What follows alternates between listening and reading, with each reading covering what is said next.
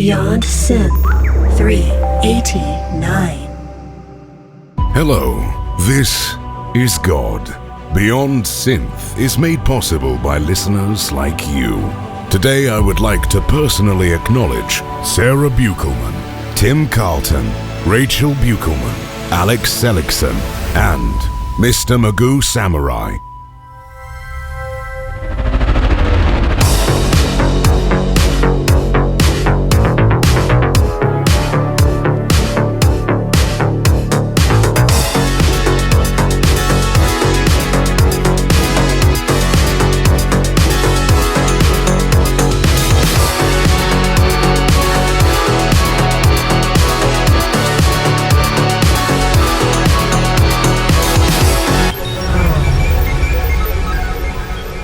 Hey there, welcome to the show. This is Beyond Synth. I'm Andy, I host the show, and this is the final episode of Season 11. We've been doing Andy's Playlist Warehouse, where I play lots of cool songs and chat with the awesome listeners and patrons of Beyond Synth, and unlike most years, we're actually in January of 2024 right now. Usually I like to end the season, start the new season fresh in the new year, but I really wanted to finish this Playlist Warehouse series, so that's what we're doing today. I got some quick Patreon updates. So I think what happened was, I think he was asking people to change their payment method or something, because a lot of these names looked familiar to me, and I was like, are these people upgrading their support, or are they just changing their credit cards and re-signing back on? I think that's what happened, but I'm gonna shout him out anyways. So we got Will Low, he's a cool guy, and I think he's just re-signed on, but in British pounds instead of dollars, so you're now in the 850 pound club, so that's exciting. Will Low's a cool guy. And then it says we have a new $10 patron, Riley Both. Now that's a name that sounds familiar to me. So you might be a new one, you might be an old one, but the bottom line is you are one, and that is a supporter of Beyond Synth. So thank you, Riley. You're cool, just like Timo Pesonen. Hey, that's Colmar. We talked to him, was it last week or the week before, on Andy's Playlist Warehouse. He's a cool guy. He's out there trying to fix up an old Xbox and making music for games in the $5 club. Thank you, Timo. And then it looks like Albion Algorithm has upgraded their support to the 1189 pound club. What a club, what a guy. So let's get the show started with a track, and then we'll go chat with somebody. So let's listen to this song from Paladin from his album Quest. This is Phantom.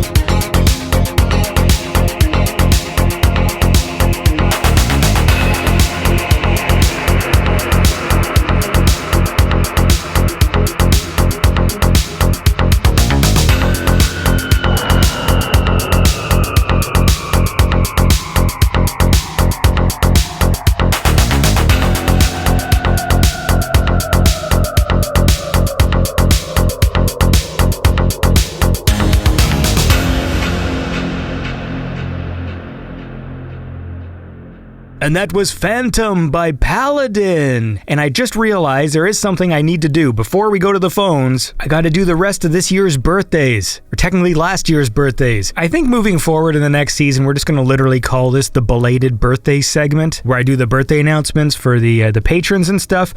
So here are your awesome belated birthdays. I might have read some of these before. I literally can't remember. But happy birthday to Kenjuru on November 14th. Cool guy. November 24th. Happy belated birthday to Alex Barshop on November 28th. Happy belated birthday to Johnny 5. And then Caffeinated Pixels on December the 6th. Happy belated birthday to you. Happy belated birthday to Joshua Winter on the 26th. We just talked to him last week, so I hope your birthday was okay and that your fractured rib healed and all that stuff. And on December 31st, Hampus ML. So happy belated birthday to all of you. And now let's go to the phone. So I am here right now with Kyle. How's it going, man? Pretty good. How are you doing, Andy? I'm doing okay. Yeah, it's been a while since we've chatted. Yeah, so you chatted with Marco and I for one of the first power hours back at the beginning of the year. Yeah, it was pretty nice right before I left to come over here to Europe. So where are you right now?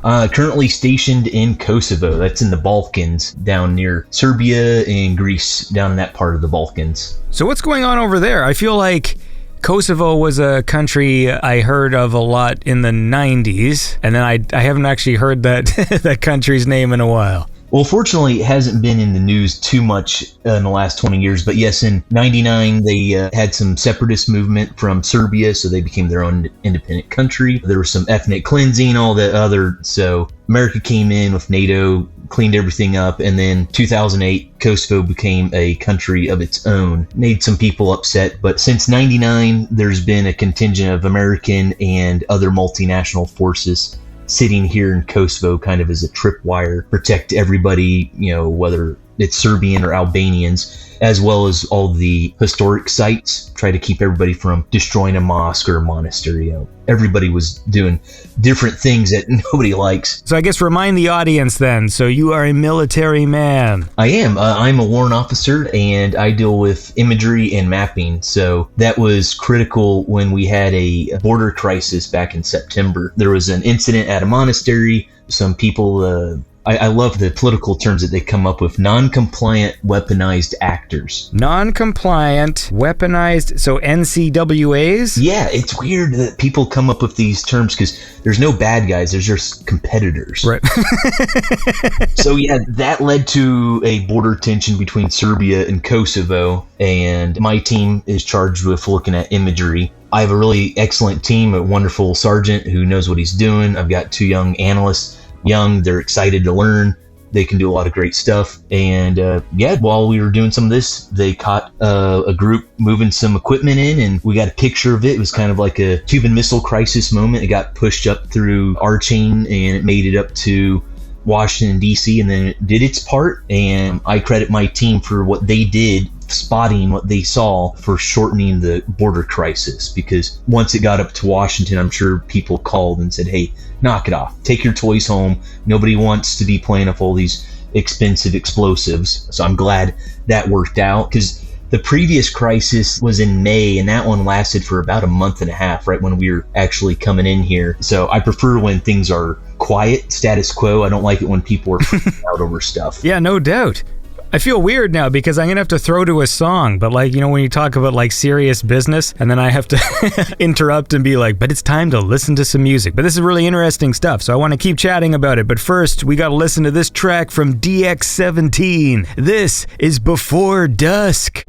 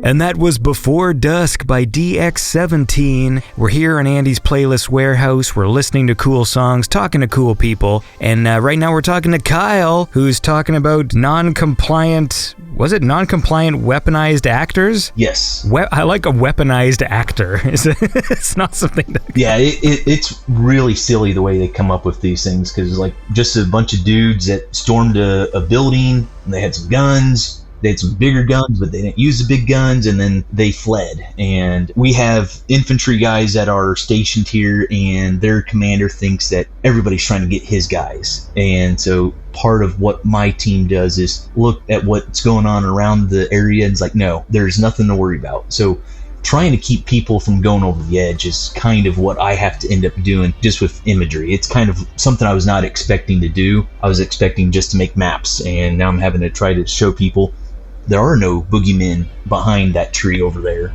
So how soon after you chatted with Marco and I that you then went on tour or whatever? I started that in April, got married. The wife and I went on our honeymoon, and then I went to the mobilization training. So it was about, when we got to West Texas in late April, and we didn't get to Kosovo until late June. So it was about 2 months of just training that wasn't very fun. The training was harder than actually being deployed. Wait, so you weren't married when you talked to us? I don't remember when we talked, to be honest. I don't remember the exact date. It's just all been a blur. Hold on here. Do I have the episode pulled up? Let's see. That episode came out in February 6th, which means we probably recorded in January. Okay, yeah, we didn't get married until April 1st. Ooh, fucking April Fools. Yes. Did people think you were joking? Yes.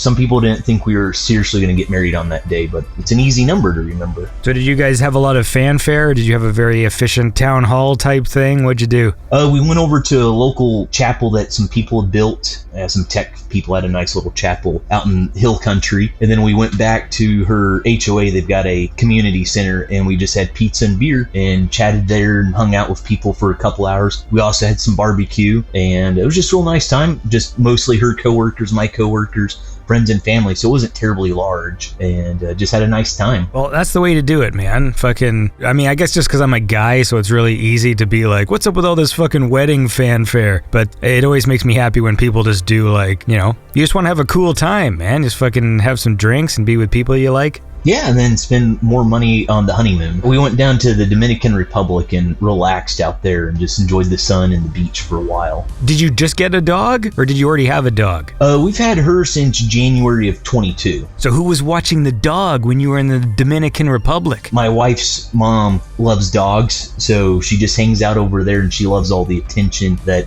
grandma basically provides. A cousin over there. One of my wife's nieces, I think she's about 10, and she loves playing with dogs, so the dog is always getting attention over there. So that's cool then. So then it was a successful honeymoon, like everything was smooth sailing? Oh yeah, it worked out great for us. There was a couple we met, they were going to get married there, and it hadn't rained except for the day that the wedding went on for them, so it was just poor timing for them. So we lucked out, we didn't have any issues, but for them, yeah, I felt bad that it rained just that day. Well, hey, whatever. The bottom line is this, all right? I'm glad that all went smoothly. We got to listen to some more music, but then we're going to keep chatting. What do we got here? Let's see. Oh, I got a track here from Evans. Let's listen to this. This is Light of Hope by Evans.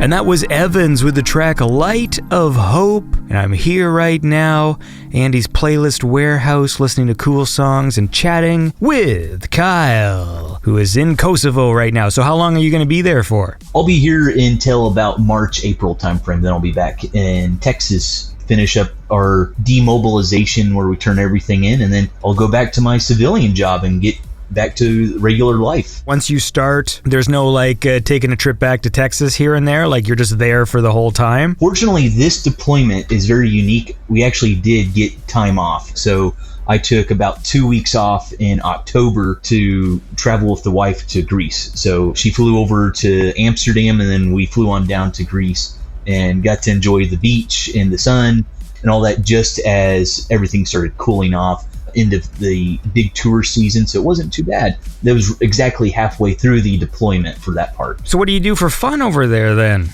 while you're in Kosovo? I'll be honest, we work 6 days a week, and when I'm done in the evening, I'll just watch YouTube. Sundays, I'll just watch YouTube or play video games. My sergeant and I will get a car and we'll just go drive around and look at different historic sites. But I mean, it's a nice country here, decent food, inexpensive, but with everything set up, it's, there's not much you can do. You're not going golfing or any stuff like that. When you say play video games, are you allowed to bring a console out there, or are you just playing on your phone? You can bring anything over here. There's a full up store. You can go to the mall here and buy TVs. I ended up in my room having a 65-inch TV. My roommate ended up quitting halfway through the deployment, so when the TV finally arrived, he left, so I ended up having the TV all to myself. Hey, there you go. So then what have you been playing then? I've been playing Civilization 6. That has been a real big time sink. I've never played one of those games. I heard they're good. Yeah, they're decent. Sometimes I get surprised at the games that I enjoy. Like, I ended up liking Stardew Valley and stuff like that I never thought I'd like, because I'm always just playing, action games, right? So it's sometimes a new experience is welcome. Exactly, yeah. That would be pretty nice just to try something different.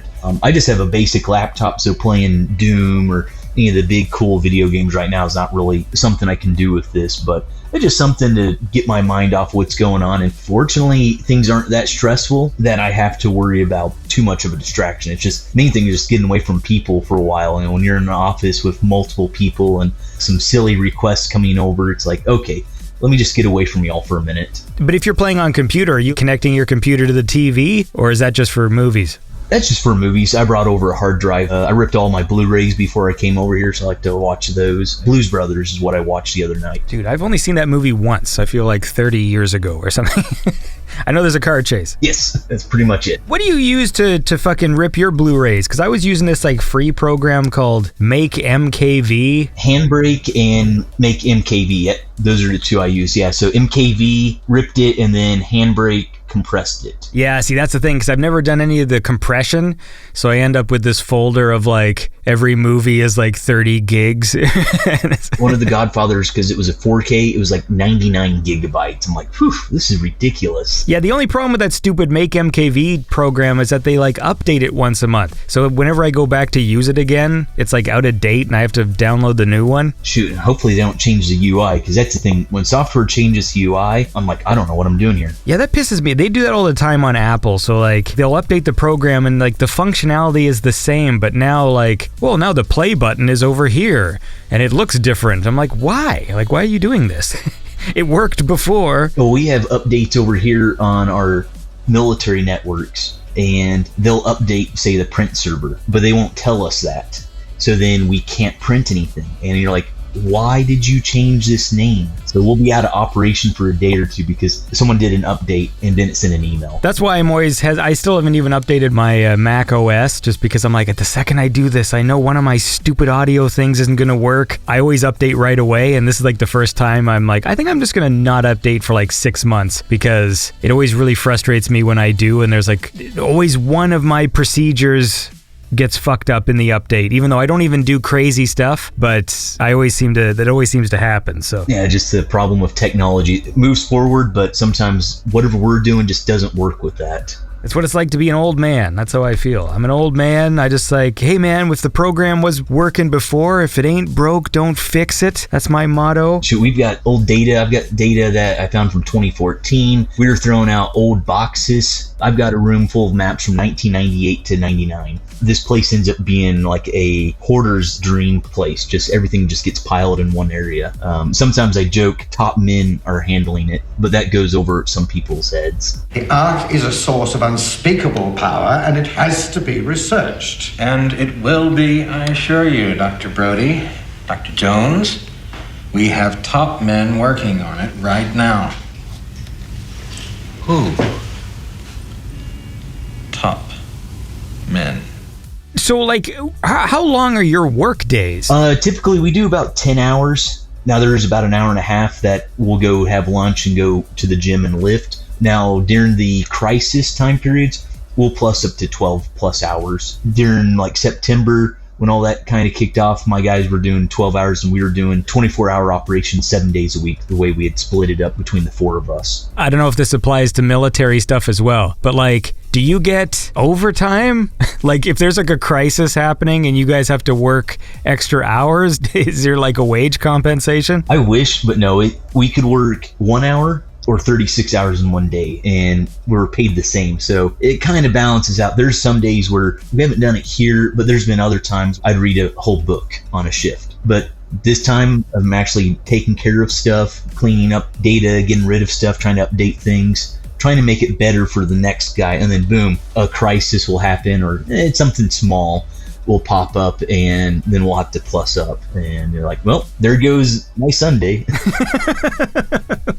Well, look, I want to listen to some more music, and maybe I'll say goodbye to you, but we'll listen to some music first, and then you can, I'll give you a whole length of a song to think of something to say. But we're going to listen to this one first. This is a track from Violet Fears. This is Look at Me.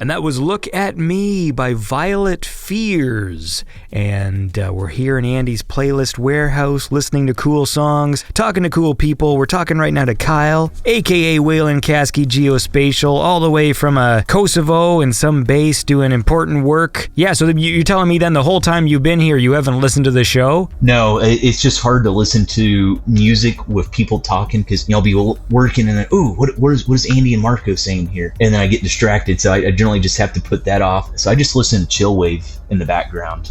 Some people think it's elevator music, but it's relaxing to me. Yeah, plus, I mean, you gotta focus, right? I'd feel really bad if you were like listening to my show and then getting distracted and then some serious thing happened and it was like, but I was listening to stupid Andy talking, so you're doing the right thing. Yeah, we're watching the video feed and then Bigfoot walks across the screen and we miss it. Yeah, that would be a moment in history lost. True. Being distracted by another discussion on Scarface. Yeah, it would also be very interesting to find out that Bigfoot lives in Kosovo. There would be weirder things out there, I'm sure. Speaking of Scarface, there are a few mansions out here that might put Tony to shame. I was flying in June and we were flying over on the helicopter and I felt like a DEA agent just looking out the window. I was like, that's a pretty big compound for a country that doesn't make a lot of money. We should go pay the guy a visit, man. Maybe you'll get some free supplies. Yeah, I mean, they're already funneling it from Albania. It's a drug corridor. Sure. I know so little about what goes on, so the news I read usually is all about video games. Or how bad Marvel is. Yeah. Well, that's not news. That's just the state of things, so we'll see. Are you up to date on all that stuff? Well, they got rid of the movie theater over here. At one point, this camp was going to be closed sometime 10 years ago, so they got rid of the movie theater. And so really it's just whatever I can pull up off of Netflix or Amazon Prime. So is there really any good movies I've missed in the last couple months? I don't know. I don't really think so. I don't know. Lately I haven't, to be honest with you. I never have time anyways. I start a whole bunch of shows and I don't finish them. And I'm just trying to get my money's worth out of Mortal Kombat because I paid a lot of money for the game. So I'm just stubbornly grinding at that game, even though I'm not 100% sure if it's that good, but I'm stubborn. If I pay money for something, it's like I'm going to get my money's worth, damn it. I keep forgetting they bring out new Mortal Kombat, so I'm just imagining you having an arcade cabinet from the 90s and you're just over there in the corner playing it. That might happen because I am trying to build an arcade machine right now. Oh, nice. So we'll see though, because I have no building skills and I am making it up as I go because I'm not following any instructions. So it's going to be fun to see how it turns out, if it even turns out at all. But if it does, then yeah, I'll play Mortal Kombat on that for sure. Nice. That's what my future holds. So listen, man, I'm going to hang up on you, but is there something you wanted to talk about before I hang up on you? No, I think we covered everything. I look forward to getting back stateside and actually getting to play retro arcades again. Definitely miss that, do that kind of social thing instead of being kind of in a weird little camp. Yeah, that sounds good. But then, so it's and your wife is holding down the fort? Oh, yeah, she's gotten a promotion there at the county. She's a deputy still, but now she's a lieutenant, so she's been taking care of things, and so we look forward to seeing each other again, going on some more travels. That's our big thing, is traveling the world. So hey, man, well, that's awesome. I just like living vicariously through other people's lives. It's nice when people have a nice, successful partnership, people taking care of business and serious jobs, and there's dogs, and I don't know, I'm just repeating the things you've said to me. Well, that's the reason I always like this show. It's like a good nexus point, finding about someone working on some interesting magnets, or a guy who nearly loses his arm through a window, people making great music,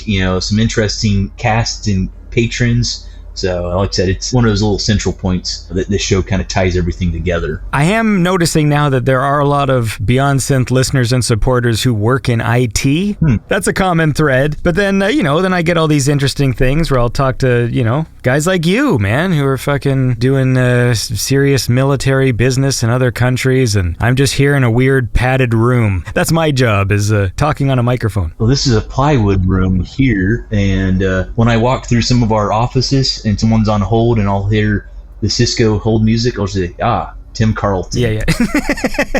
It's classic. I like that song has reached every place in the world. And I know that because it's Beyond Synth. Yeah.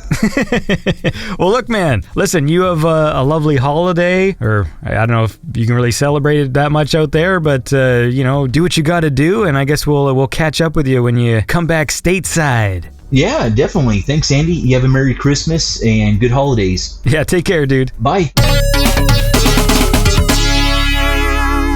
All right, that was my chat with Kyle. He's a cool guy, hanging out in Kosovo, watching ripped Blurays. So how about this? Let's listen to another song, and then we'll go chat with somebody else. So let's listen to this one from The Last Concorde. This is Teenage Love.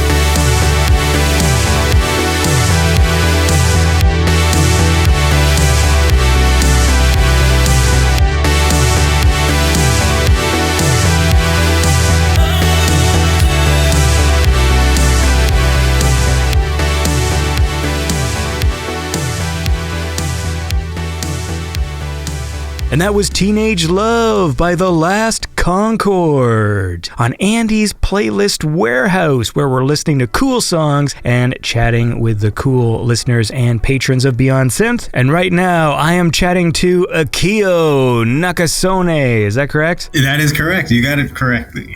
Hello, Andy. Hey, man. So what's going on in your life? Not much. Right now, I'm in a room because I'm at school right now, even though I'm not actually taking classes, but I'm just here hanging out because it's the morning time and there's no classes, but I just want to hang out in a quiet room sometimes. Wait, are you a young man? I am not a young man. I went to I went back to school recently, so okay. That's what I'm doing right now. I like how you almost started that with "I am not a man."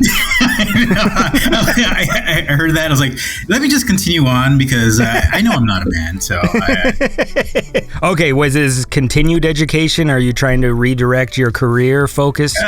Yeah, more of a redirection. I was told that I was a group of people called changers, which pretty much change their careers every few years because they get bored with their jobs. So. Oh, you said changers? Yeah, like changers. That's what someone called me. Like, you're a changer. Oh, okay. So I thought you said ginger. I'm like, no, that's a whole different type of profession. So what were you doing before? I was doing market research for media, a media market research person. You know, I'm trying to think of anything layman, but yeah. So that's what I pretty much did. I did like focus groups and things like that for television, movies, shit like that. So what was your function in that process? I would run the focus groups. I would come in, make them watch like a television show, commercial, whatever, and then run the focus group, ask them questions like what you liked, what you didn't like. Just pretty much interview a group of people and take down information and give it to people that hired us. So when you run the focus group, you're up there with the clipboard? Yeah, pretty much. I really don't have a clipboard. Sometimes there's somebody else there taking notes, and I'm just kind of talking to people off the cuff. Is it your job to collect the people? No, that's someone else does that. When I first got hired, I was one of those people that would go around and be like, hey, do you want to be in a study or something? You just off the street and, have people sign up. So I'd kind of recruit them. After a while, you're the person kind of running the show sometimes. Did you ever focus group anything that I would know? Did you go like, hey, you guys hip to the Wednesday dance on Netflix?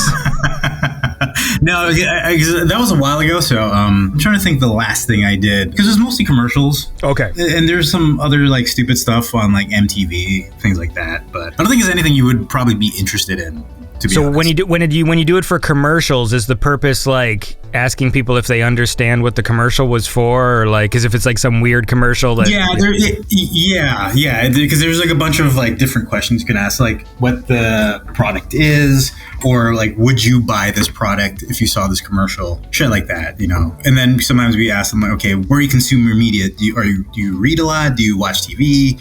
Are you on the internet? Things like that. So I think that also gets information about where they can put like certain ads and shit like that, But you don't do that anymore? No, I haven't done that in a while. I quit that and worked at a hotel for a few years and then changed again. And that's where sometimes you need a new skill, so I got to go back to school for it. So that's where I am right now. Well, I'll tell you where we are here in the show is it's music time. It is? Okay. No, God, that was awful. Look, the point is this. This all sounds very interesting. I want to ask more about it. But first, I want to listen to some music. I got a track here from Fakelife. This is Death by Radio.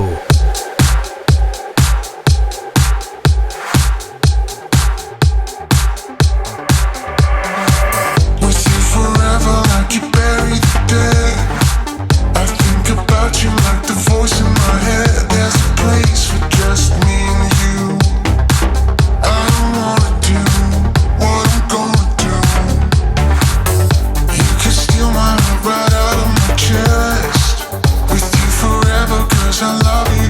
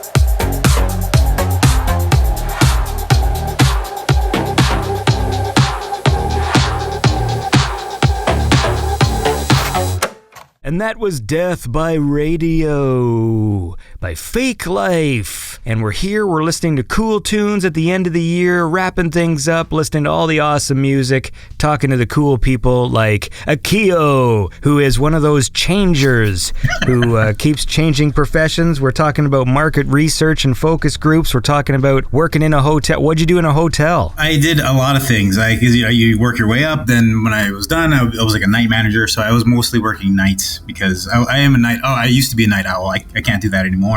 Again, that's why I changed. But yeah, I was like a night manager at a hotel. What does that mean? So yeah, you're pretty much like a manager of a hotel. You're just there at night and you're just dealing with all the problems and all the unruly guests at a hotel, in the evening and overnight. You ever collect all the unruly guests and then do a focus group? I wish I did that, That's actually a good idea. That's a missed opportunity. Hey, just gather them all in the room and just be like, I got nothing. I literally just blanked on a thing.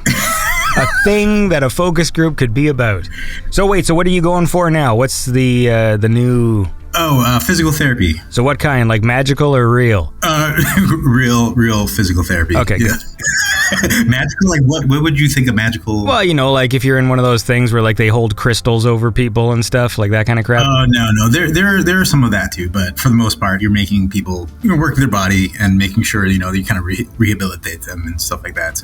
So what sparks the interest in these things? Because they all are very sort of different. It's just weird romanticism. You're like, oh, that seems nice. And then you kind of think about that in the back of your head for years. And then you're like, I'm going to try it.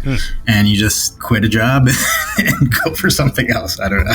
How long does it take to, how much schooling do you have to do? This is 3 years because it's a doctorate. So it's like 3-year program. Okay. So what year are you in? I am currently in my second year. So in the first year, do you work on dummies or do they have people come in that you can massage or what? Oh, so the first, what you do is you take classes for anatomy and physiology. So you go to the lab and you pretty much dissect bodies. So you get to know the human body better. And then you have other classes like that. We do have a massage class. We do have things where you learn about exercise and...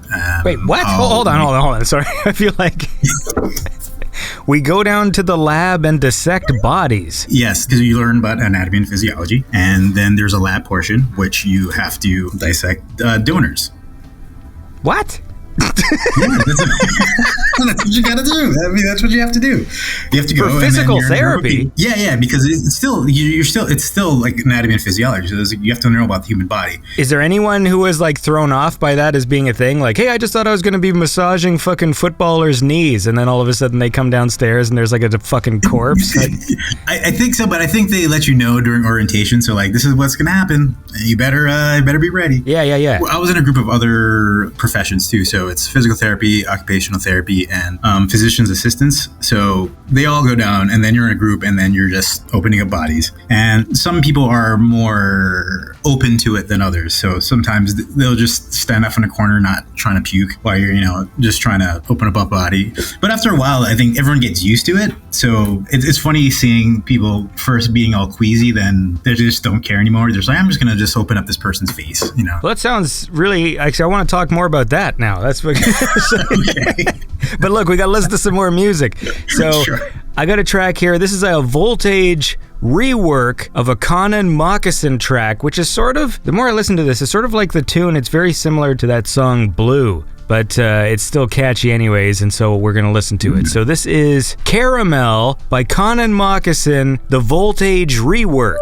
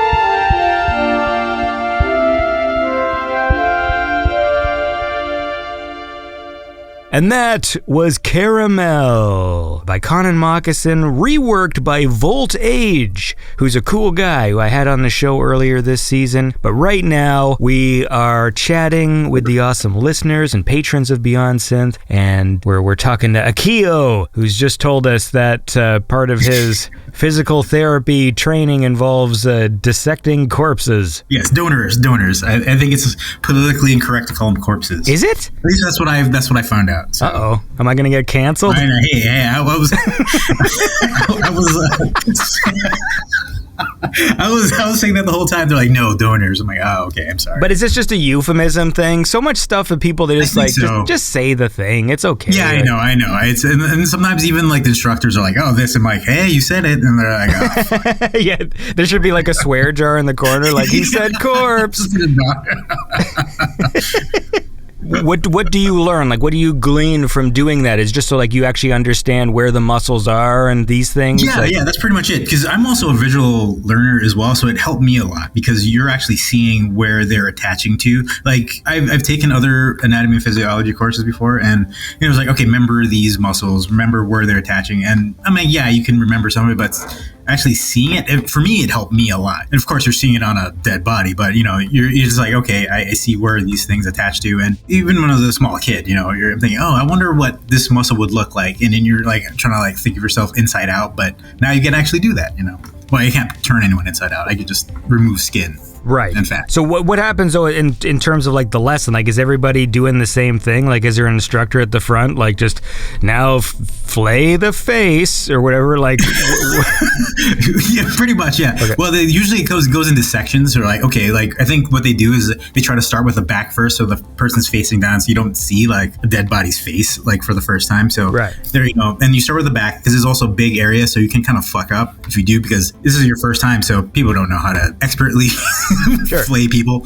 But so yeah, you open them up, and then you like, okay, we'll start in the back, then we start in different sections, and then you kind of like flip them over, and then you do sections on the front part, then you go to the head, the face, things like that. So they systematically do things, and then they cover those topics in the kind of didactic portion of the course. How long can you use the same donor? Is it just for like a one and done, or it lasts through the semester? Because like you have to preserve the body, because like that was one of the big things was you have to use like a solution to preserve the body, because it would dry out and it would just look like beef jerky. Oh, dude, I was just about to say that as a joke. No, sometimes like people didn't do that, and there was like a huge thing because people weren't preserving their bodies, and the things look like crap, and especially because you have to get tested on it. So if the thing looks like beef jerky, everything looks like beef jerky. Like so crap. They're like, what is this? They're like, what is this? I'm like, I don't know what it is. I'm like, what's your fault because you didn't preserve it? Like, so I was like that's a spleen, but like no. It's like, oh my god, what a sentence! I love the idea at the end when the guy's going to grade you and they come up to your corpse and like, hey man, this thing looks like crap.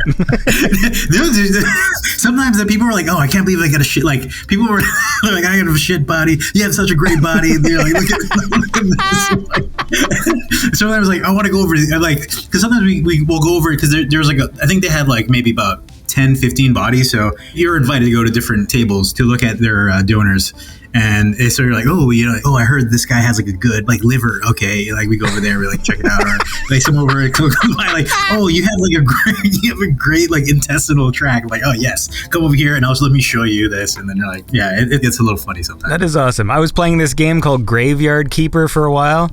Okay, what is that? It kind of has the same art style as like Stardew Valley. Like sort of a top-down view where your character's kind of small, and it sort of has that 16-bit kind of art style. And it's kind of a similar sort of game, except you're a graveyard keeper.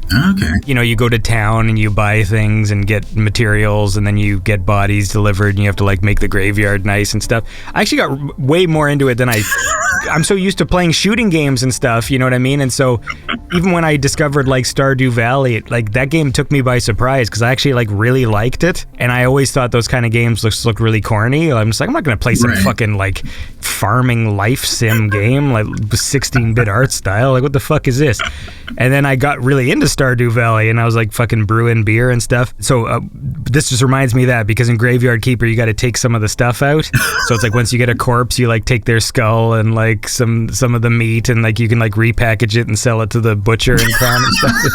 Oh, I wish I could do that. Like, oh, Yeah, here's some jerky. like, these are like farm cured meats, like where'd you get it? Like, you don't want to know. But look, we're going to keep talking, but I want to listen to another song. So let's hear this one from Morgan Willis, Morgan Willie, from his album Damier Club. This is Final Cut.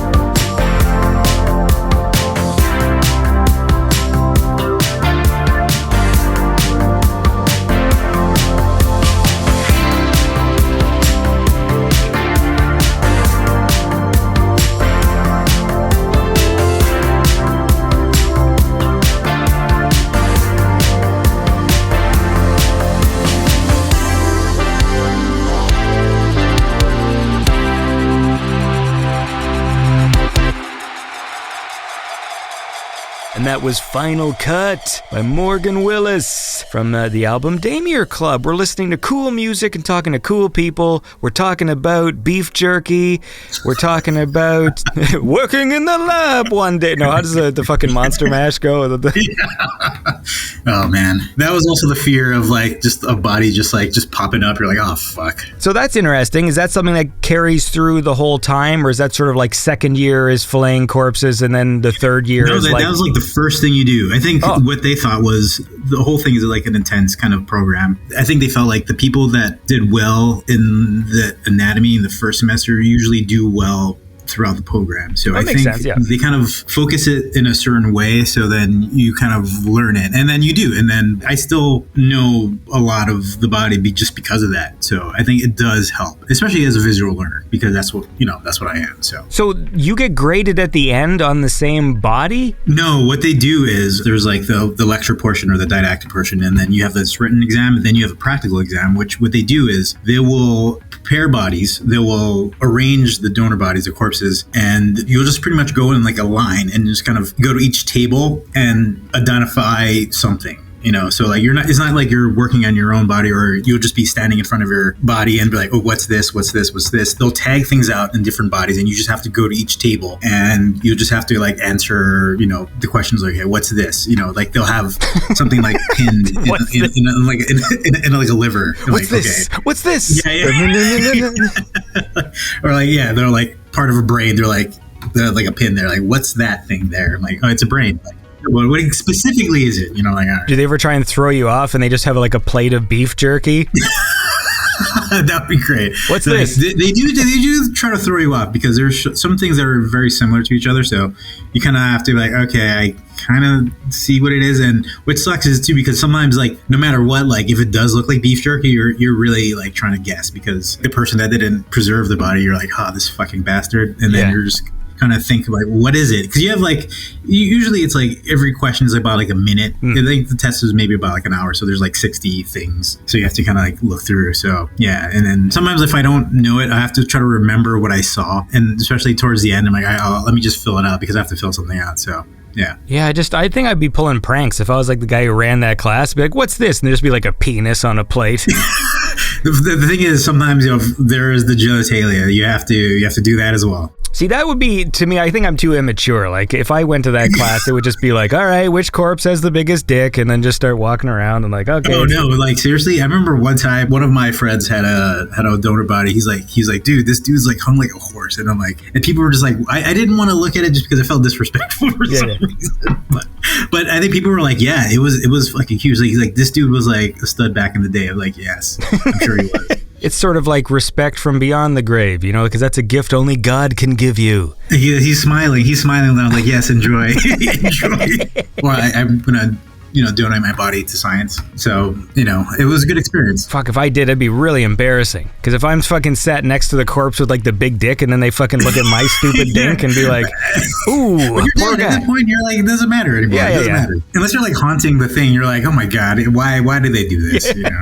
Why are they making fun of my small pee-pee?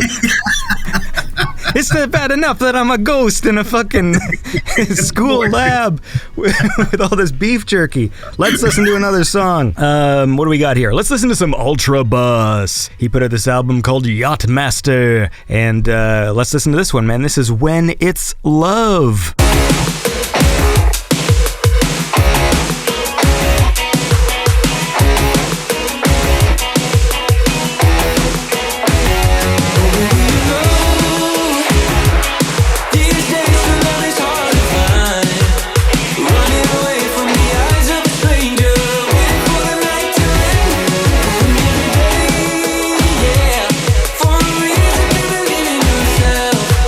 Looking for a little bit of love and devotion.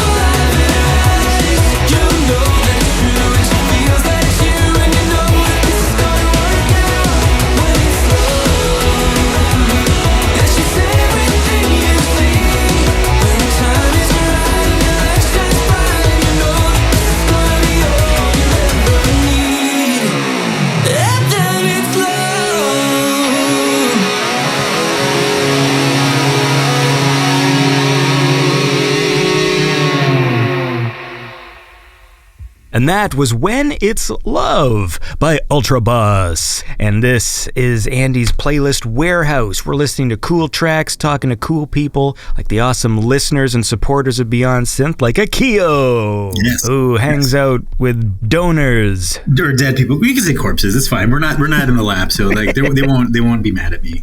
So did you learn anything interesting during this whole dissecting process? Where you're like, oh, I never knew that the fucking knee bone was connected to the hip bone or whatever. It's interesting seeing different surgeries, because some of the corpses we got were like, older. Sometimes they had like other health problems. Oh, like so you crack somebody open and they got like a metal hip and shit? Yeah.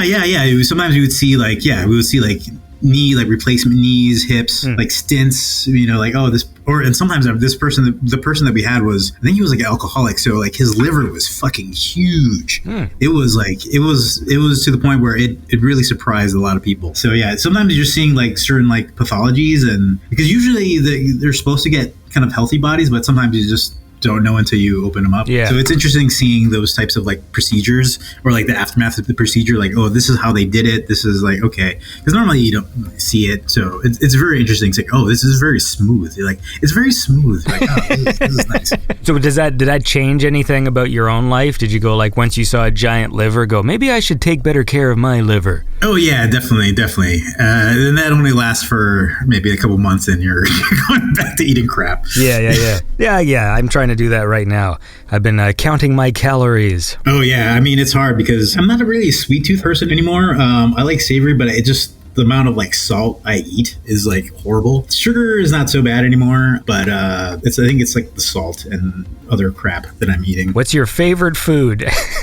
Favorite food? Oh my god, I think I'm still a pizza guy. I still love my pizza. I like burgers too. I love a nice burger. Yeah. And some of like the greasy fucking burger. I love that shit with a side of fries. Yep, it is a classic. I'm gonna do that after this. Yeah, I want to do that too, actually. I'm getting a little better at frying them. I used to try making homemade burgers, and I think I put too much thought into it. Sometimes you just have to just slap that shit on there and just like cook it up and just eat it. Yeah, man, like that's the thing, because I'd be like, okay, I'm like putting a bit of egg and fucking, breadcrumbs and salt and pepper, like I'm trying to do all this stuff to it. And then my brother was cooking some homemade burgers, and it was just straight ground beef. He just took the ground beef, made a patty, threw it on there, kind of sprinkled some salt on it while it was frying, flipped it, put some cheese on there, and it was like one of the better burgers I'd eaten, and he didn't do anything to it. I'm like, you can do that? Like, you can just put ground beef on the thing, and like not even, because I keep on watching all these YouTube videos, and they're all like, okay, you're gonna need one egg, you're gonna need some fucking breadcrumbs, you're gonna need this, and you're gonna want all this stuff. Like if you're doing like a smash burger, you could just throw the beef on there and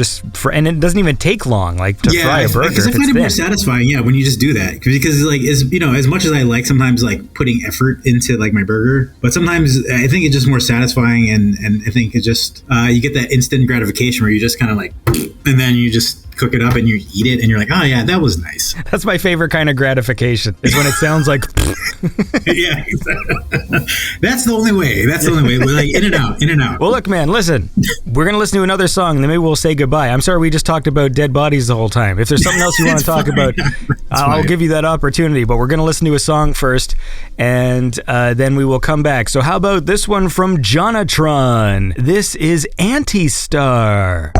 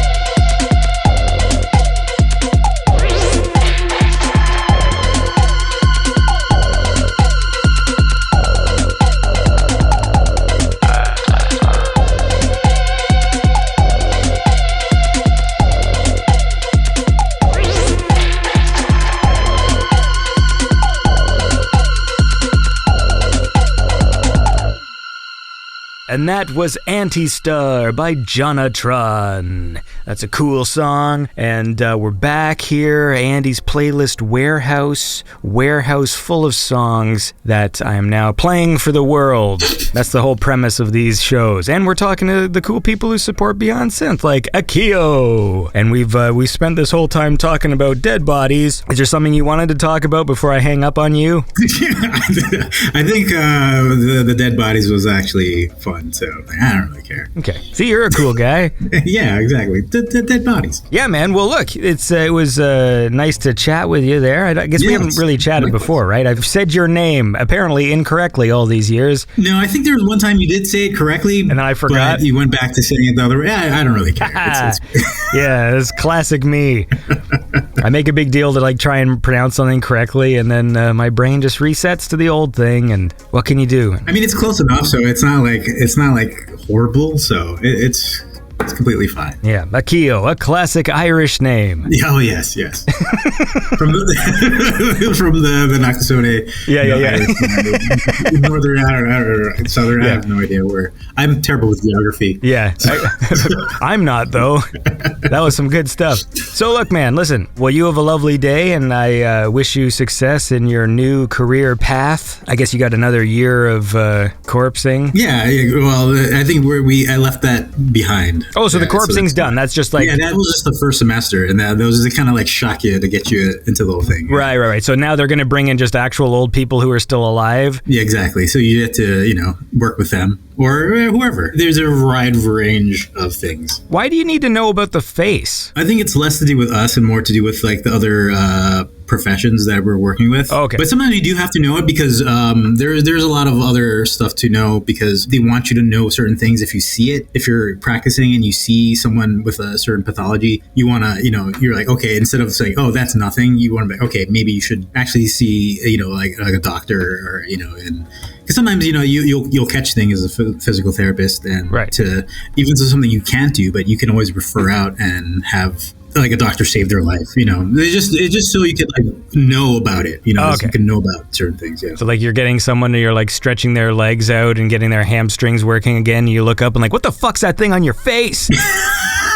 Sometimes that happens. You're like, oh, maybe you're having a stroke right now, and so yeah, things like that. So, and let me tell you, I know that because one time I had to cut up some dead body's face.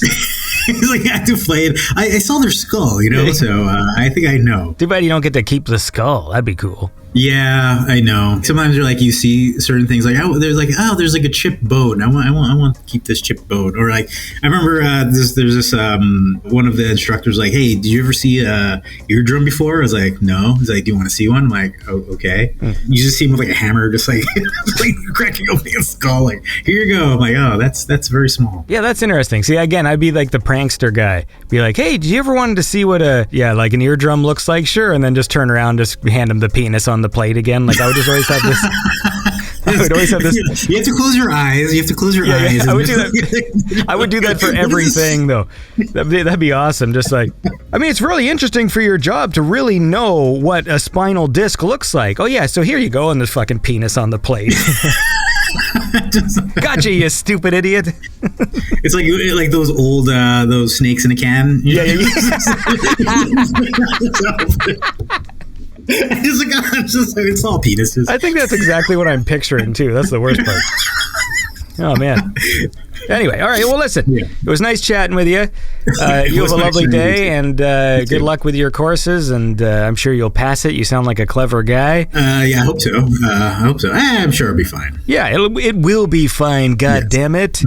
And that's all I know. So have a lovely day. All right. Akio. All right, everybody. Thank you. You don't need to thank everybody. What do? I'll just say thank you. like you're the one doing the interview. Okay, fine. I'll just thank you.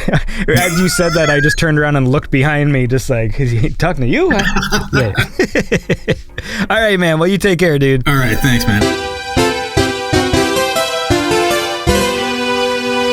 All right, right, and that was my chat with Akio. He's a cool guy. That was fun. It's always fun learning all these silly things about people's lives, and I seem to hyper-focus on the, I think everybody, when they call in, they assume we're going to talk about, like, Back to the Future or whatever, and then as soon as I find out some little silly detail, it's like, nope, this segment's about corpses. So let's listen to another song, and then we'll go chat with somebody else. I got a cool one here from Astral Tales from the album Ray Tracers. This is Under the Gates of Osiris.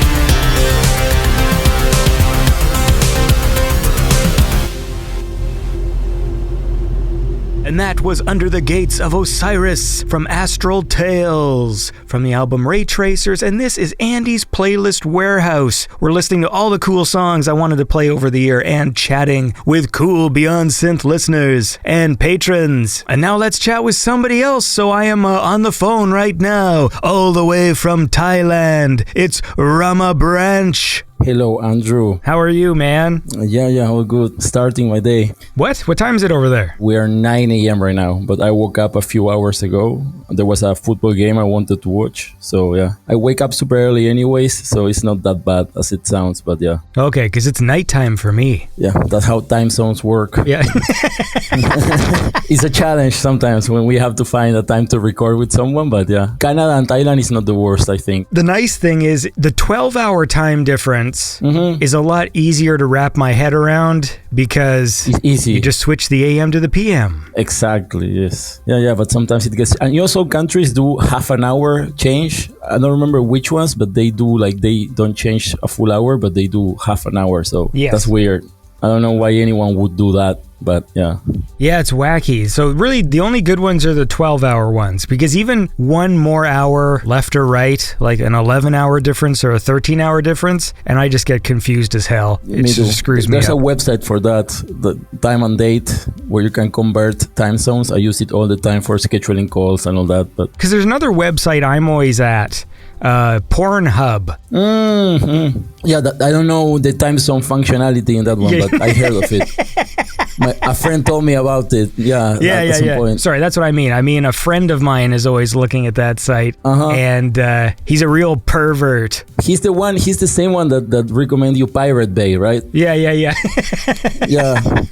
Maybe it's the same guy. We might have the same site guy. Well, we'll just call him Eichel Moakley. That's a very good name you came up with on the go. I remember you used to say you were terrible for this, but it seems like you're improving. Listen, I've been doing this show for 10 years. That's true. Hopefully I'm getting better at something. Yeah, it would be very sad if you were going backwards, right? But no. No, that's not my way. I don't go backwards. You actually keep track of your audience? Like if it's growing, how much it's growing? You have any clue about that?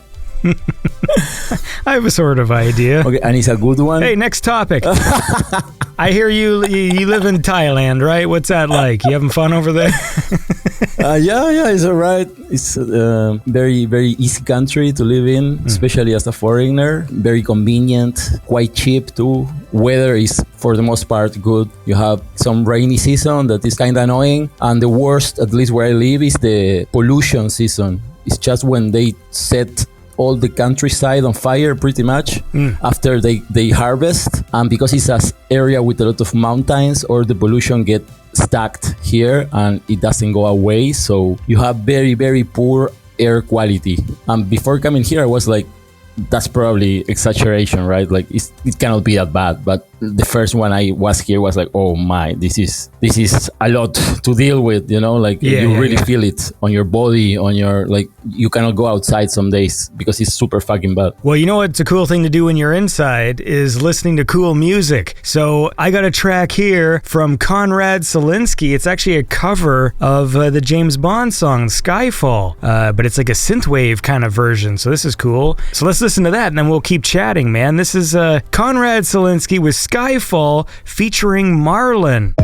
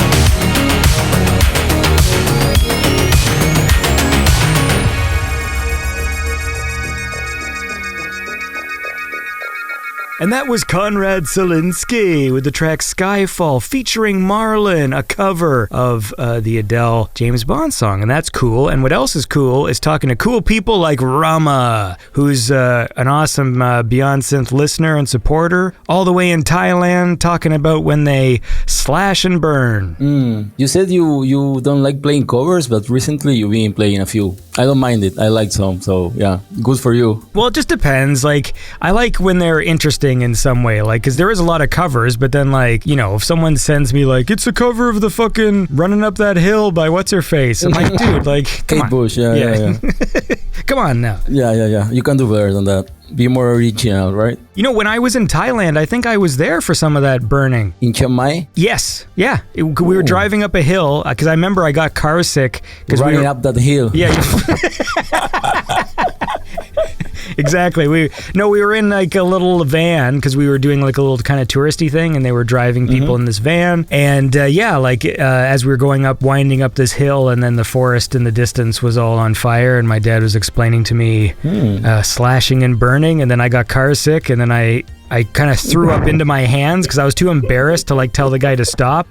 But I did eventually tell the guy to stop, but it was like at the point of no return. So I'm like, oh, can you stop? I'm going to get sick. And then fucking, as the door is opening, I'm like, bleh, like holding out my hands. Yeah, a lot of curves, right? Up north, there are a lot of curves. I know the feeling. I've been there before, yeah. I know what you mean. So when was that? How long ago did you come to Thailand? Shit, 97? Oh, wow, that's a long while, huh? Yeah. Almost no internet, right? Yeah, there's no internet. It was after Mortal Kombat the movie. That's the metric. Yeah, because I was excited to go to Tthe, where the temples are. That's where they filmed. Okay, that's where they filmed the beginning, right? Yeah. Your brother's soul is mine. And yes. So that's the place. So I was really excited to go there. And what about that moment when the storm begins, and I think it's at the end of the first movie? That's Ayutthaya too, right? Yes, yeah. The transition between first and second, that when they start the second movie is funny because it's like Johnny Cage is a different guy. Johnny Cage is a different guy. Sonya is a different lady. Raiden is a different guy. Yes. Shao Kahn looks nothing like he does at the end of the movie, and I think they're in a different place as well. Perfect. Yeah. That's what makes Annihilation so fucking good. You know, I love the movie. I used to like it for real as a kid, and then when I look at it later with a better eye, it was like, oh no, this is so fucking bad. But I still cannot help to like it. You know. Well, how old are you? I'm 32. Okay, so that makes a bit more sense because I'm 42. Okay. So when I first saw that movie, it was too late. I was too old and jaded to like, you know what I mean? Like if I was a little kid, I might have... Yeah, enjoyed it. Yeah, if I was 2 or 3 years younger, I might have just been happy to see the characters and like, hey, they Cyrax or whatever, but it didn't work. They throw in a lot of characters in a movie, like a lot of them. Sometimes doesn't even make sense. They just mention them, like Caval, or I think he doesn't show up, but they mention him or something. I love that. I wanted to see the most characters available as much as I could. So I like that, but yeah, it sucks. The effects are so fucking bad. At the end, when the dragon dies and it melts, you can see frame by frame how it's the worst. Like watching it more recently, I was shocked at obviously the effects are bad, but there's some stuff that's like really bad, like where you see the seams of the effects, like you see the sky wiggling in the background, and you literally just see like a harsh straight line where the JPEG of the sky ends. Oh my god. And it's like and they're just sort of using like the warp tool like in Photoshop to like make it look wiggly. Like, it's and just the script sucks when they are. I remember always this part when they are in those underground tunnels that they go in this spinning ball. Yeah. And I think it's Kitana and Liu Kang that they are in the same spinning ball. Oh yeah. And she's like, you have to hold me, and he places the chin on her shoulder, and that's gonna help, it's just to show that they have some kind of romantic connection, to throw that in there. But yeah, it's terrible. Oh yeah, man. No, it is the worst. But I'll tell you what's cool is cool music. So let's listen to this track from Frankie. This is Wannabe.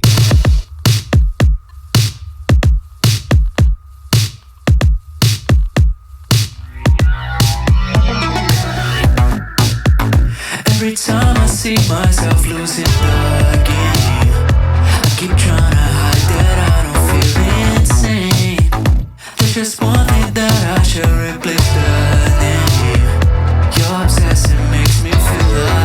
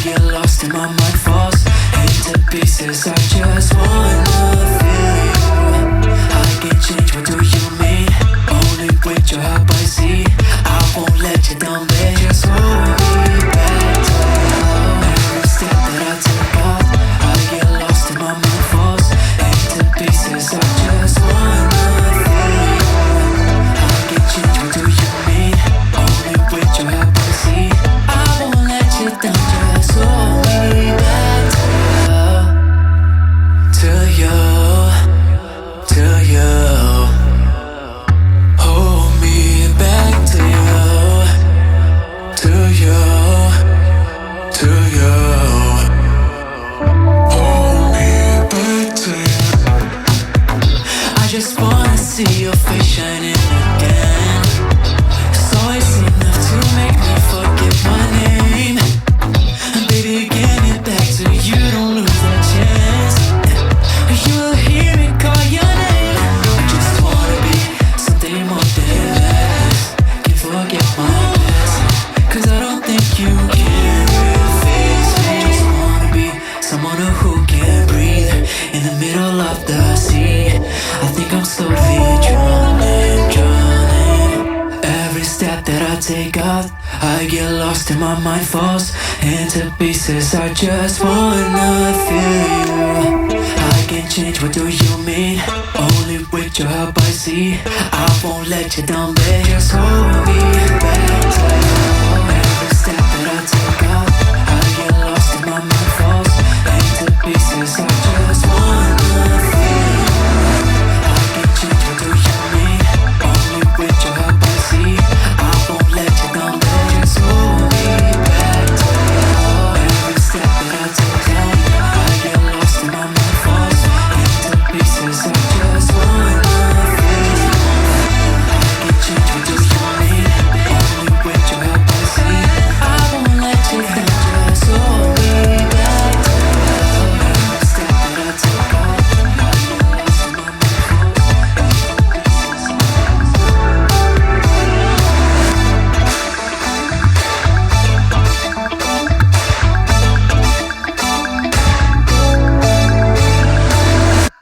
And that was Wannabe by Frankie. I wonder if it's Frankie. No, it's Frankie. It's got to be Frankie. That would be weird. Anyway, look, we're here. It's Andy's Playlist Warehouse, listening to awesome music that I didn't get to during the year, but we're getting to it now, and we're talking to Rama. What's up? All the way from Thailand, but actually from Uruguay. Is that correct? Yeah, that's correct. When did you move from Uruguay to Thailand? Like 8 years ago. It was December 2015. So, yeah. And this was something you just did as yourself, like not with your family? Like, Yeah, no, just me.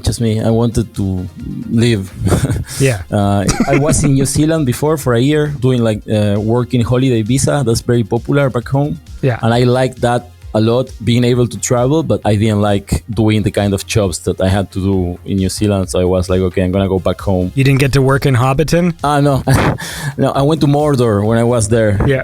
Tongariro, I think, is the place. Yeah. Like, it really looks like Mordor. Beautiful country, New Zealand. Beautiful country to visit, but yeah, not for me to live. It's kind of like Uruguay, very chill, very mellow, very straight. So yeah, I need more noise, more neon, more shit like that. And Asia is all about that. I don't think I know anything about Uruguay at all. That's because you don't like football, soccer. Is that what it is? That's the deal? That's what we do. Yeah, Okay. That's what we do. Football, and we have this president that was very popular a few years ago called Mujica, that they named it the poorest president in the world. And we drink a lot of mate. You know mate? No, I don't. It's like this drink that it's not only from Uruguay, but it's mostly South American, Uruguay, Argentina.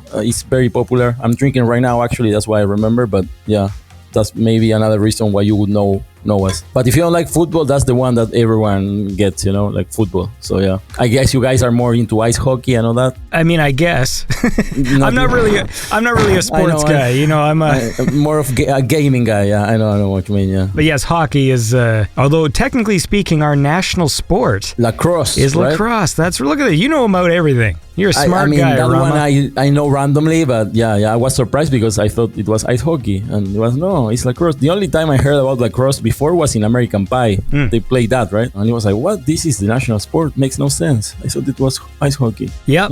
To be fair, I don't even think I've ever seen lacrosse played in my life. I don't even know what it looks like to play. So how come it's the national sport? I have no idea. What about when you were in school? Did you play any sports? They make you play anything, like force you to play? Yeah, like in gym class. But when they're playing shit I don't like I didn't really try very hard. The only thing I ever liked was badminton. Okay, that's interesting sport. Hitting the birdie doesn't require a lot of force. Because I thought when I was young I might like tennis. And then my mom got one of my brother's friends who played tennis, like, oh, maybe he can show you how to play. And then we tried once, and I'm like, oh, you really have to swing this fucking thing hard to like make the tennis ball go? And I'm like, no, I hated it because I liked badminton because you just go, pop, Okay. So you went for the easier version of tennis. Exactly, because I'm not strong and I don't like sports, and like I just wanted to do the one that where you just go and the fucking birdie goes. I mean, you still have to run back and forth, but you know, you have to do that in tennis as well. You have to swing really hard in tennis. Can imagine. I never played, but yeah, it looks draining. I still had this impression that when you play tennis, it's just like badminton, but it's not at all. It looks very easy on the TV, right? When you see the guys, it's like, oh yeah, anyone could do that. The problem is when you have to. Yeah, it happens with a lot of things. Remember who was the hot chick tennis player? It was like a big deal. She was blonde. A Russian, some Russian. Probably. I mean, women tennis players I know is the Williams sisters, right? No, it wasn't them. It was before them, because like the whole thing was people were just paying attention because the chick was hot. And this was like when I was in high school. Kornikova.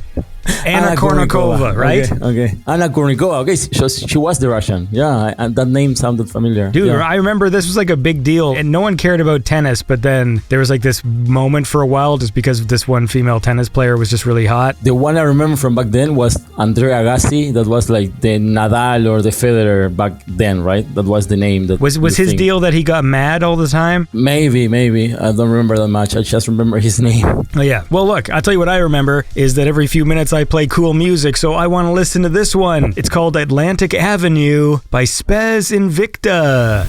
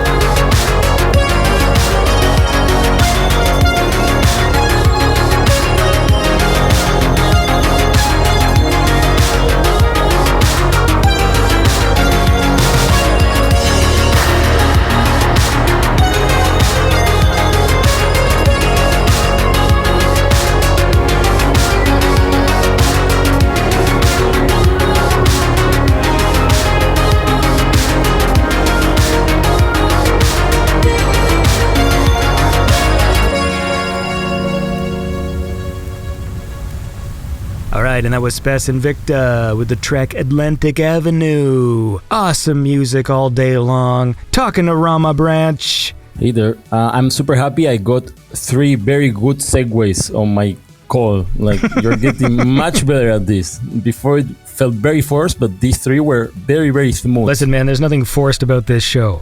All right? Everything runs perfectly smoothly. I'm sure. Yeah, you don't have a small army there working for you of Pakistani editors.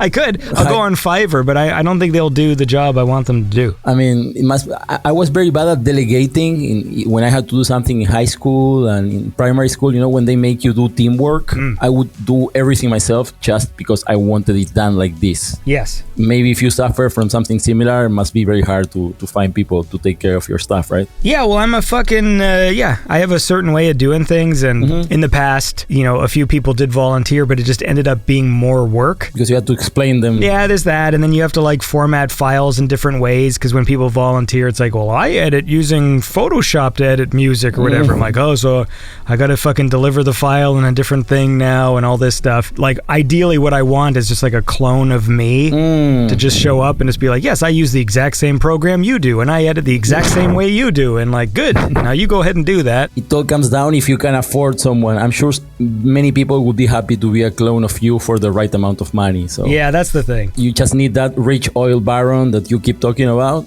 When he comes, you can get someone to... Yes, that's true. I think I've given up on that dream. Don't give up on your dreams, Andy. Come on. Come on. My dream That's a for very someone... bad message for the audience.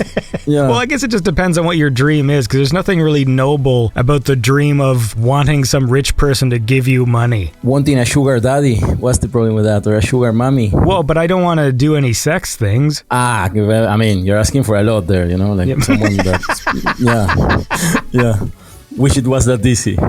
How much money would it take? You know what I mean? Yeah. Everyone has a weird price. You know, I could sit there Everyone and be like... has a number. And people that don't, they are stupid, plain stupid. Like, I don't want to name numbers, but if someone comes with $1 million, let's say, and you say no, like, maybe you are super, super proud of yourself, but you are an idiot, you know? Like, if someone offers you $1 million for whatever, like, there are very little things that I wouldn't do for $1 million. You know what I mean? Yeah, I'm married, though, so, like, there's certain things that would be like, it would be like a big conversation. I mean, $1 million is a very small conversation, I think, with any wife, or like, hey, honey, I have this offer for $1 million.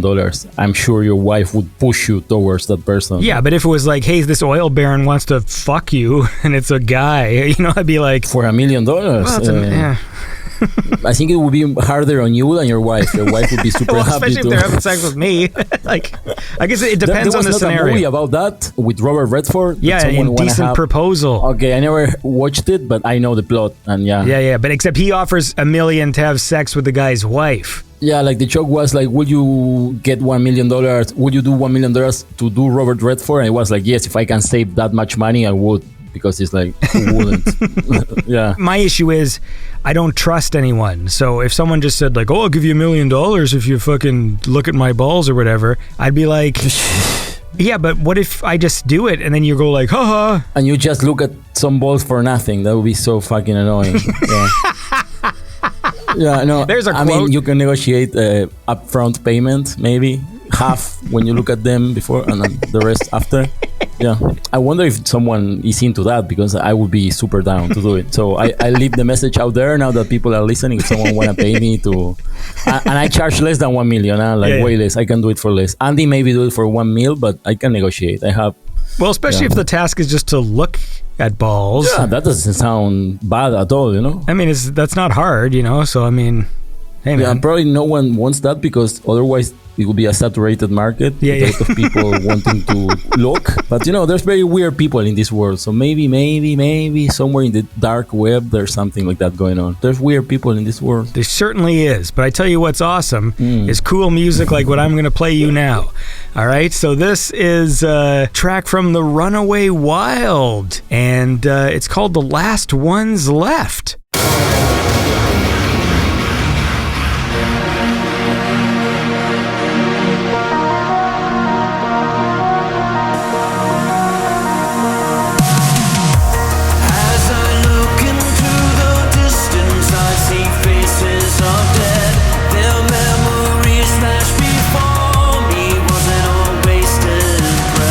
But I swear that death will not be in vain.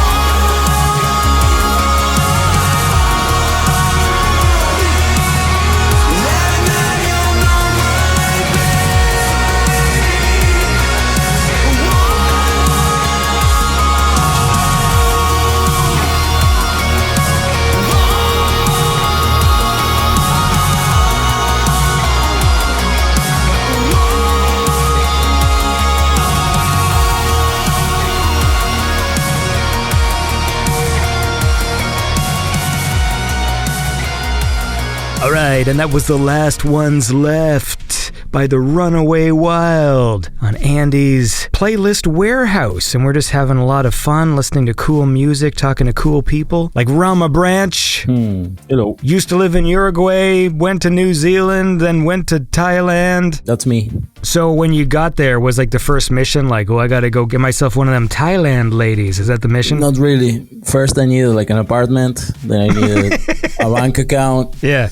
And yeah, eventually I got to that. I was in a relationship for a while, but now I'm not anymore. So yeah. I remember when I was there, everyone seemed, they seemed friendly. Like it was a friendly place. Yeah. I think Thailand is very friendly for the foreigner, but once you wanna dig deeper, they don't open up as other cultures do, you know? Like I've been here 8+ years and maybe I have 1 or 2 Thai friends. Most of my friends are other foreigners. So that's not like back home, Latino culture in general. We're very welcoming, we're very warm, we're very kind. Maybe Thai people, they are more like that on the surface, but they don't really let you in, you know what I mean? Asian culture in general is kind of like that, I think, from what I saw. Yeah, because we were tourists, right? So maybe there's an aspect of... Yeah, we have money, we come from money from abroad. And there's nothing wrong with that. I mean, it makes total sense, right? Like they want to do that. But yeah, that on the long run kind of got to me, you know, like not feeling fully integrated. I speak decent Thai. I've been here around. I follow the rules in a way. So, and yet I feel like an outsider. So yeah, that's kind of why I'm thinking of going back to South America next year. So let's see. Do you eat noodles from a noodle cart and drink Fanta? No. That's something you saw when you were here? Yeah. That's very specific. Well, I just remember there's a lot of these like noodle carts. Noodle cart. Yeah. I mean, noodles are huge here. And Fanta. The Fanta part, I'm not so sure. They put it on the offerings. You know, they have like shrines outside business. And they always put like a red Fanta. They have red Fanta here that for some reason, that's the one the spirits seem to like. So everywhere you see, everywhere you see these shrines, these Buddhist shrines outside business, high houses, and they have this red Fanta bottle open. That's some kind of offering for the spirits. So yeah. I remember I went to there's a ceremony of the dead or something, but I don't think that was Thailand. Was that Malaysia? Or Singapore, where they you buy paper things and you burn them, and it's like they represent stuff for the dead. So like if if your relative was a photographer, you buy like a paper camera, interesting, and then you burn it. Interesting. But I don't think it was Thailand. But where the fuck was it? Yeah, no, that doesn't sound fun. I would know about that if it happened here. Here we have the one with the lanterns, you know, that you light the lantern and it goes up on the sky, and one where you play some kind of homemade raft on the river, the day of the river, and yeah, that happens next week, I think. Yeah, all Buddhist festivities, but that one about the dead, I never heard of. Sounds cool, huh? I'm interested now. If you can find out where it was, let me know. It was funny because they wrote hell on everything. They wrote what? Because I still have some of the fake money. Okay. Because I bought all these like stacks of fake money because you would burn them as an offering for the dead, like they would get the money where they are.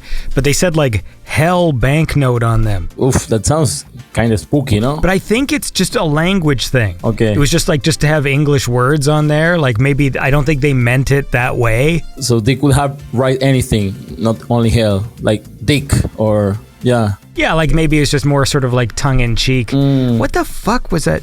I'm sorry, now that I don't have any information, I feel... what? Yeah, I'm kind of disappointed, but it's okay. Hold on. Let's see if ChatGPT... Now, keep in mind, I stopped paying for ChatGPT 4. What? ChatGPT... You could pay for ChatGPT? What's the advantage of doing that? It's a lot better. How? Like, ChatGPT 4 is just smarter. It's smarter and it can do more things. Like, you can, like, feed it Excel spreadsheets and it can, like, organize data and stuff like that. Interesting. Okay. In Southeast Asia, there is a tradition of burning paper effigies for the dead. Do you know this custom? ? The Chinese Ghost Festival, but I wasn't in China. Where would I have been? Malaysia, Singapore. Yeah, there are many Chinese in those countries. Malaysia, Singapore. Yeah, with a significant Chinese diaspora. So I was in Hong Kong, Malaysia, and Singapore. So it would have been one of those. There you go. Probably Malaysia. Yeah, both of them have a lot. Malaysia and Singapore have many, many Chinese people. So I'm sure it must Maybe Yeah, that's there the we go. Yeah. festivities. During the Ghost Festival, it is believed the spirits of the deceased are allowed to return to the earthly realm. To honor and appease these spirits, people engage in various rituals and customs. One common practice is burning of joss paper, also known as ghost money or spirit money, as well as paper effigies of objects like houses, cars, and other items. Look at that. The cultural hour in Andy's Beyond Synth. Ghost money sounds like that's a fucking album title or a song title. Yeah. Or Gotta an give me artist that name. ghost money, ghost money. Ghost Money 1984. To make it synthwave, right? We are in a synthwave show. We have to throw Yes. something like that in there. What Yeah. would happen if my sugar daddy would give me the money on condition that this show isn't synthwave anymore? You can rename it. You can do, like, take the money, do whatever he wants, and then you do Beyond Synth 2 on the side. Yeah, gotta take that ghost money. Take it. Whenever you can, you have to take it. Yeah. So you want to go back to South America? Yeah, Brazil maybe, because it's kind of close to home, but not really home. Brazil! Yeah, you been there? No, I just like saying it that way because of Street Fighter. Yeah. That's where Blanca's from. no? Yeah. Ooh, Brazil! Yeah. Japan! That's how I started learning geography by okay, this is India where Dalsim comes from. And they had the Thai guy, like Sagat. Yeah. Yeah. And that Street Fighter movie was filmed in Thailand too, I think. Shadaloo is Thailand. I'm pretty sure about that. Maybe not 100% like I am with Mortal Kombat, but I'm pretty sure it was filmed here. I mean, it's possible. Yeah. To be honest with you, I have not sat through that movie in decades. No, but you watched it back then, right? I watched it once. Okay. See, Mortal Kombat, as horrible as Mortal Kombat Annihilation is, Mortal Kombat is my favorite fighting game franchise, and just one of my favorite franchises in general, so I tolerate the shitty things more. Street Fighter I don't care about as much, so the movie I have no real... Sometimes I'll fast forward through it and watch a scene, and then I'm reminded of how bad But it they is. have Jean-Claude Van Damme. Yes, that's true. Yeah. Everyone was miscast in that movie. Who else was in there? I don't remember much besides that. There's Kylie Minogue. She plays Cammy. Oh, no way. And Ming-Na Wen, who is in Star Wars shows now and stuff, and she played Chun-Li. She's actually always looked the same. She's a really attractive woman for being 60, I think she is. I think she is 60. What you said her name was? Ming-Na.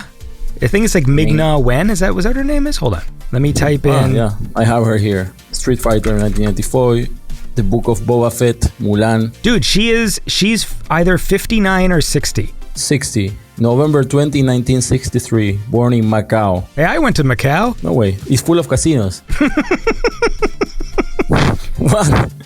It's true. That's what it's famous for, right? I didn't go to any though because I was young, Your dad took you there, on that trip? Yeah. And you went to Hong Kong too, right? Yes. Hong Kong is awesome. I went to Hong Kong and we took a little 2-day detour where we just took a little ferry and went to Macau. Okay, it's very close. Yeah, Hong Kong is so fucking nice. I think it's my favorite place on earth. It's so cyberpunk, That was the one thing when we were there. It did rain pretty much every day, but I do remember it was very clean, especially the subway. That's one of the cleanest, most efficient subways I think I'd ever been in. It was mind you, maybe it's in 20 years it's changed, but I remember at the time it was very clean. Yeah, no, it's very clean, but you have super high tech, and also you have some back alleys and some buildings that are very, very low life. So you have that mix of both. That makes it very cyberpunk. When we went to Singapore, for example, Singapore was also very clean. And I remember that it was it was just very new and modern looking, but it was one of the only countries where I ever saw rats. And I just remember thinking it was so interesting of the one place that was really sort of the most clean and modern was the one place I saw fucking rats running around. I'm surprised. Yeah, I never thought Singapore would be like that. Yeah. Yeah, they are a special thing. That tiny country is so weird, so different to everything else around them. But I didn't chew any gum because I didn't want to get arrested, man, and get fucking whipped. Yeah. Or whatever the fuck they do. They are very strict. They have a sign on the Singapore Airlines planes in the front seat in front of you that says, bringing drugs into Singapore is punishable with death. And I'm like, come on, you tell me now, when I'm on the plane already. It's you should let me know before, that's not fair. What do I do now with all this cocaine I have? Hey, I'm from South America. What do you expect? Exactly. say hello to my little friend. Yeah, listen, say hello to some music. I want to listen to a track here from Telan Devik from his album 6-Hit Combo. This is Breakwater Dance.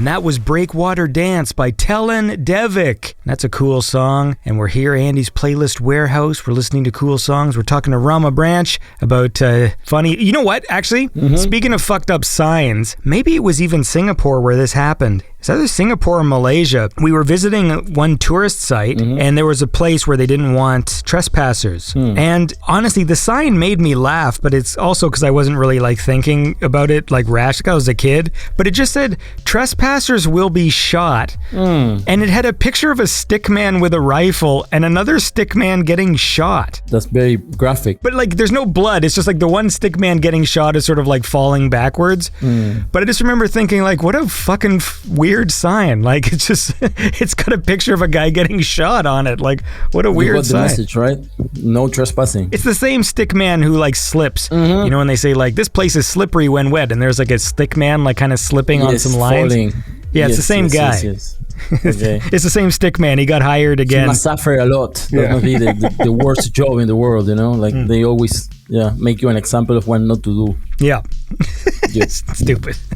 Anyways, listen, man, we've been talking for a while, but I gotta hang up on you. Sounds good, Andy. Thank you for having me. Thank you for the invite. Congratulations on what you do. I really like your show. I hope to have many more seasons.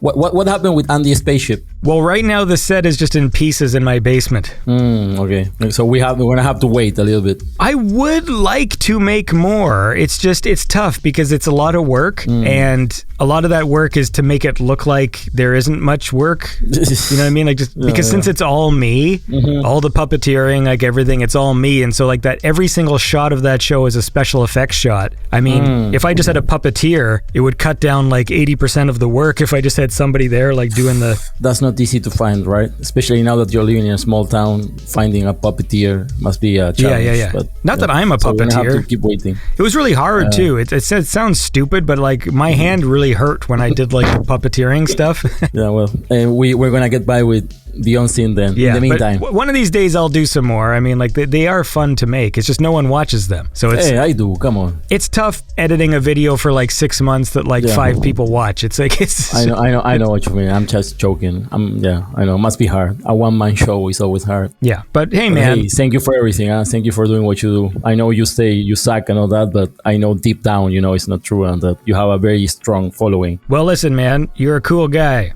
Thank you. You do. And thanks for supporting and listening to the show and that stuff. I mean, it means a lot to me, man, and I hope your trip back to South America is... easy. Thank you very much. Thank you. All right, well, you take care, dude. You too. Bye. Bye. All right, and that was my conversations with the awesome Beyond Synth listeners and patrons. And that was Andy's Playlist Warehouse, a nice 7-part series to end Season 11 of Beyond Synth. So I hope you all had a happy New Year. We had a very low key. This might be my lowest key New Year's ever because there's lots of COVID in the house right now. So we just kind of stayed home and I played Stardew Valley. I'm trying to earn $2 million so I can get that returned scepter. And that way I can go into the desert and go fight monsters in that cave and teleport back home before I fall asleep. So far I'm doing okay, but you never know, man. Sometimes it's like you feel like, hey man, everyone else is sick, but I'm fine. And then like 5 days later, everyone's kind of getting better and all of a sudden like, fuck, I can't breathe. So we'll see. I guess I won't keep you posted because we are going on a break for a little while, probably till the end of the month. And then we will begin season 12 of Beyond Synth. So there's always lots of stuff to do, a lot of clerical things before I start a new season of the show. So what have I learned? I learned something, okay? That's the... So there's a new segment. What have I learned? So here's the deal. Beyond Synth has been my primary project for a long time. And that's why I continually put the audience, which is you, through a bunch of silly experiments. Because I do have to like exercise my creativity. And, you know, in a perfect world, that would be making short films and videos and all sorts of other projects. But when I'm primarily focused on Beyond Synth, I still have that need to be like, oh, I got to do some funny, wacky shit. And Beyond Synth is the only thing I'm doing. So I have to pour those ideas into the show, and I know it gets mixed reactions. I feel as though this show probably could have been a lot more popular if I literally just kept it consistent all these years. Didn't do anything weird, didn't have weird episodes hosted by robot men and all these other things. And that's just because I am at heart a creative guy and I want to do fun things and experiment. And, you know, sometimes you learn a bit more about your audience and you find out like, oh, maybe they really do just like straightforward just interviews and conversations with people and listening to cool music and all of these sort of wacky side things they sort of put up with.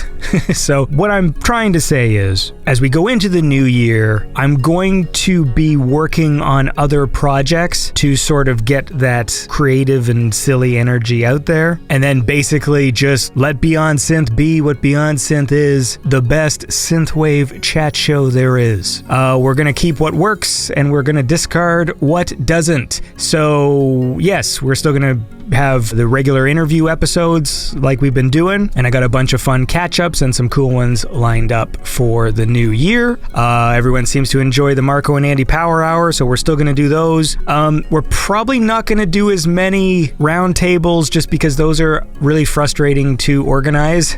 So I'll give you a little peek behind the scenes. It's just really hard to get the four of us together at a time that's convenient to record. I know that people were happy with the return of Mike Mendoza, so that's fun, and we're probably going to do something together as well, although we're still in the planning stages of that. But basically, the plan next year is for Beyond Synth to just be a reliable thing in your life if you are a listener of the show. I know that's sort of a weird... It's sort of a weird sell, right? Because normally it's always fun to be like, we got new and crazy things planned for the new year, but like, this is sort of the opposite kind of message. This is like, hope you like the status quo. And besides that, over the next few weeks, I will be converting episodes for the YouTube versions of the show, because those take a bit of work, and I'm now about 4 months behind. So I'm going to put those up, and that's what I'm going to be doing. So if you're like, what's going on with Beyond Synth? You can check out the YouTube channel, and you'll see that I'll be uploading all of these shows to YouTube, etc. I get this is boring, right? So look, thank you all for listening to Beyond Synth. Tune in next time, because it's cool. If you've ever wanted to support the show, you can do that at patreon.com/Beyond Synth. Also, if you are on SoundCloud, there's a PayPal link there, and your support is greatly appreciated. I hope everyone had a nice holiday, and I hope you had a fun New Year's, and thank you all for listening to Beyond Synth. I would also like to point out that if I do get sick, I'm adding that to my vacation time. Okay, so like if I sit there and go, all right, there's going to be no new episodes for 3 weeks, and then all of a sudden I get sick for like a week and I'm literally just bedridden, that doesn't count. I'm not counting that, just so we're clear. And for all you people who are new to the show, if you need something to listen to, you know, don't forget there's like 380 episodes, so there's plenty of fun things in the back catalog. You know, it'd be fun to actually go back and judge the guests and me, you know, how correct we were on some of our predictions. It would be funny to go back and go, remember when they were really excited for that video game and it turned out to be shit? Or they were really excited for these sequels to these movies and then they turned out to be garbage, but they all said it was going to be good. You know, it'd be fun going back and seeing, or maybe we were correct. Maybe you'll go back and go, hey, you know, these people were on the money, you know? I'm just rambling now. Listen, keep being cool. Keep listening to cool music. Feel free to send me some suggestions if you stumble across some cool artists you think I should be aware of. And I'll see you next time on Beyond Synth, the best synthwave chat show there is. Beyond Synth Radio is produced by Andy Last. Check the show notes for more information on the musicians featured on the show. Consider supporting Beyond Synth at patreon.com/BeyondSynth. Thanks for listening.